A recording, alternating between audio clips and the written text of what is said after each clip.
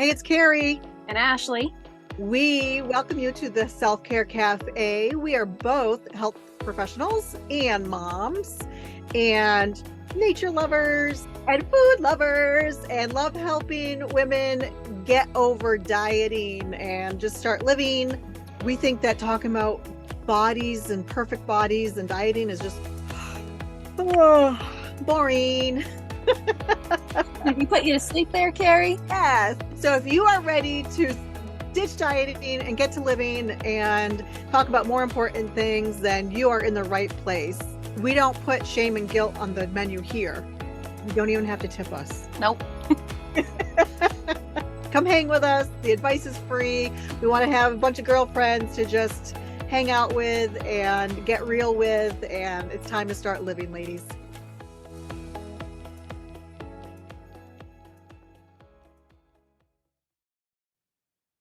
Hey, Ashley. Hey, Carrie. How are you today? I'm great. How are you? I'm good. Awesome. What have we got on the menu today? Well, a conversation last week kind of sparked me to think about our conversations about getting rid of people's scales. I love this conversation. What do you call it, Carrie? Smash your scale. As you know, I have not owned a scale. I couldn't, as an adult, I have not owned one.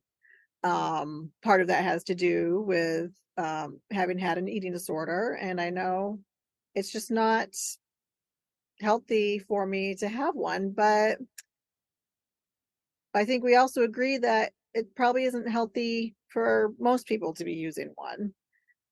Yeah. And I guess I'll open with this. Like, did you know that you don't even have to step, at the doctor's? You don't have to be weighed. Like, we've talked about this, for years. I just, unless I'm having surgery, because we need to know for anesthesia. And there are certain medical conditions that you also need to know your weight. But for most of us, it's not really necessary to know that number. That's right. Yeah. I think it's hard because it's the first thing that you do, right? Yes. Yeah, Yeah.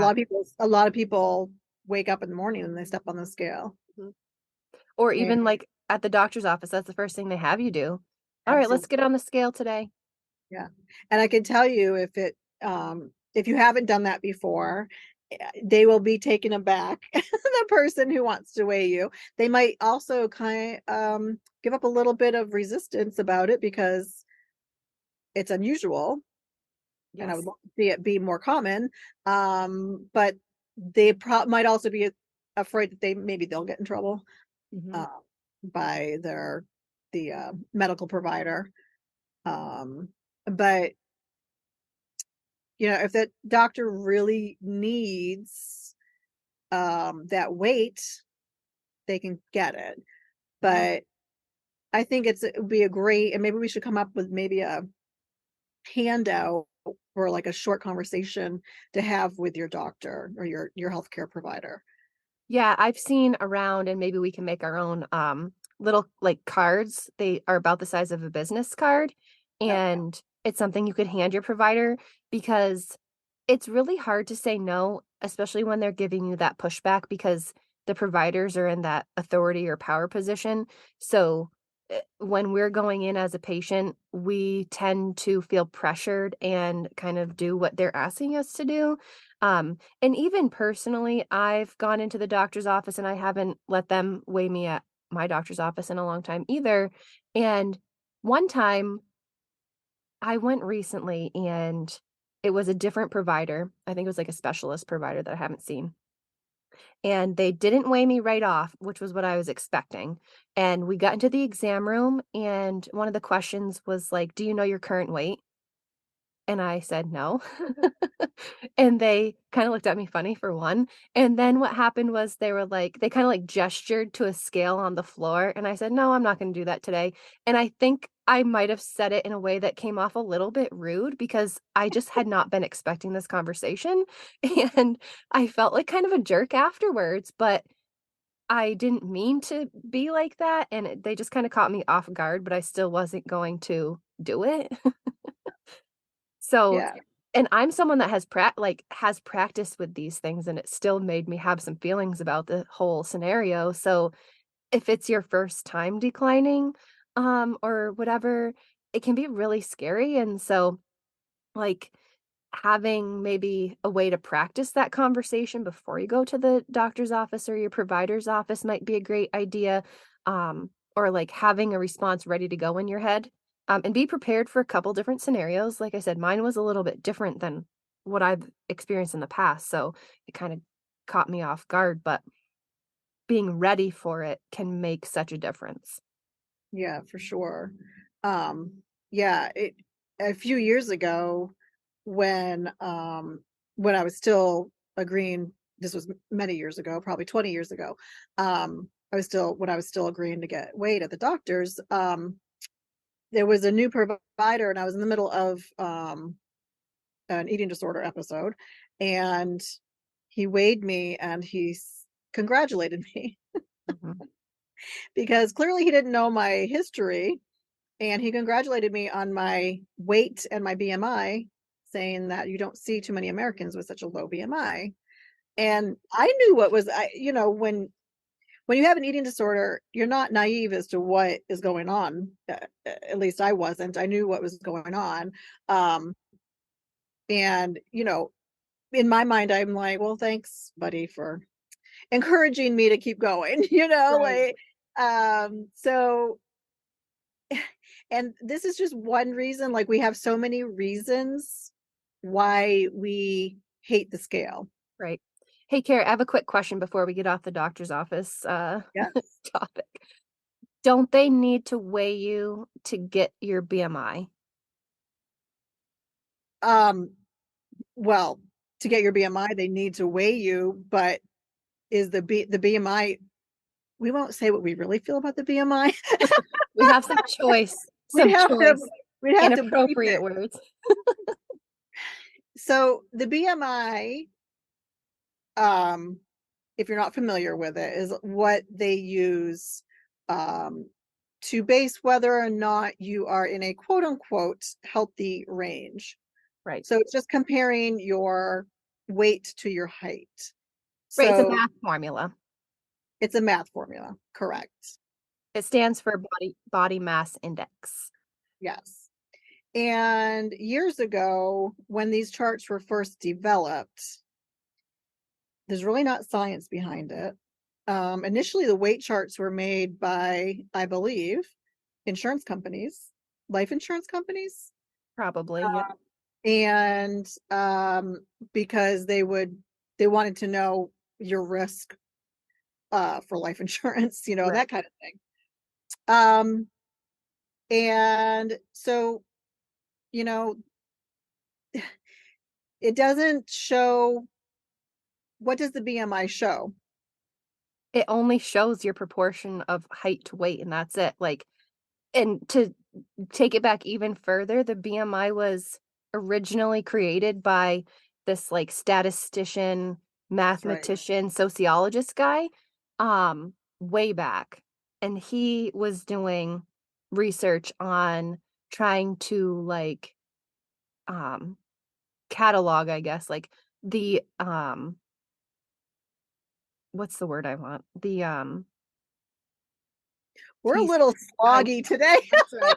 I don't know. He was trying to basically find out characteristics, that's the word I wanted, of of quote unquote "the ideal man." So, all the data that he pulled and measured was from mostly white European, probably middle to upper class men.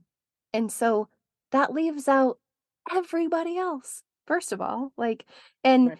with his research too, he even, I think, was quoted by saying, like, "This should never be applied to individuals, it's only supposed to be, like, population or group study information," and like Carrie said, the life insurance companies kinda took a hold of it and, started applying it to individuals based on things like trying to reduce risks for their companies and things like that, and so it did start getting applied, At doctor's offices, every time they get your height and weight, it's just part of the chart. It automatically calculates your BMI, and I think Carrie was talking about how it doesn't take into account anything besides just your height and weight proportion. It doesn't take into account, like, your, body frame, and your body composition. So, your body composition is, like, it you have bone mass and you have fat and you have muscles and you have all these other things, and it doesn't take into account the proportions of those things at all. Right. So, for instance, your frame size and the weight of your bones. I mean, we want heavier, denser bones, right? Right. But if you go in by just weight, that becomes a negative thing. Exactly. And so, which and it make that makes no sense. We want enough muscle, strong muscle on our bodies, on our frames, to be able to easily move through life, do our activities of daily living and whatever sports or fitness activities that you want to do, hiking, whatever it is, playing with your kids, you want enough muscle mass and strength to be able to do that. But people with more muscle mass, if you're only going by the scale and BMI, Mhm. come out in the quote unquote unhealthy categories. Right. And Um, we I just wanna throw a side note in. Carrie and I don't typically say the O words, but we may have to mention them in this episode just because that's what the BMI categories, talk about, and by O words, I mean overweight and obesity. We don't use those in our normal language, but because the charts use them, um, and a lot of people know about them, we may mention them here today. So just being aware of that. yeah, thank you. Yes. Um, So let's talk a minute about and thank you by the way, Ashley, for the giving the history of the BMI chart. I had Yeah. forgotten that actually. Mhm. And then when you start talking about it, it's like, yes, that's Yeah. right. Um, You're and I welcome. want to say, unless I'm thinking of something else, I want to say it was like, was it the early 90s when like the CDC and who started using like really like they kind of made their own charts, the BMI charts. Yeah, I think, and here's another piece. I'm not sure if that's I don't know the answer to your question. Um, but I do know that in 1998, Mhm. I can't remember which organization it was, whether it was CDC or, Institute of Health or WHO or whoever it was. They changed the cutoffs of the categories. Yes. Yes, Is that's that what what I'm you thinking meant? of. Okay. Yes. Yeah. So with the BMI, there's different categories like we were mentioning. There's quote unquote underweight, there's normal weight, and then there's the overweight and obesity categories like I had mentioned earlier. And I th they changed the categories. So, like, I think underweight is 19 or 18.9 and under.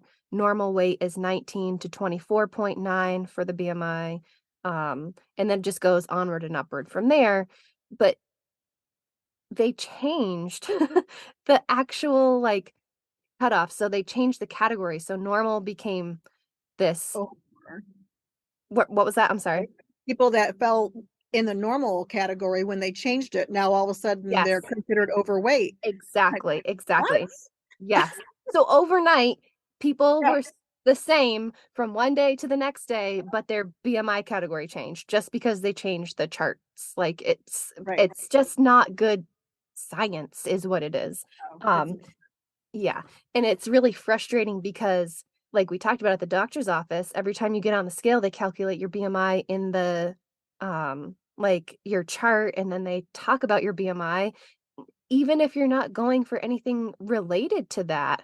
Like, if you get on the scale and you're going in for an acute visit for, like, strep throat or something, sometimes I've heard stories of people getting, like, lectured about their weight for going to get antibiotics for strep throat, which is totally inappropriate. yeah, yeah, because it has nothing to do. What they're not connected. Exactly. So as you can see, we are not crazy about the scale for many reasons. It does not gauge your health status. It does not gauge, I always like to say, it doesn't, gauge what kind of person you are. It doesn't gauge your happiness. All that scale does is tell your relationship to gravity.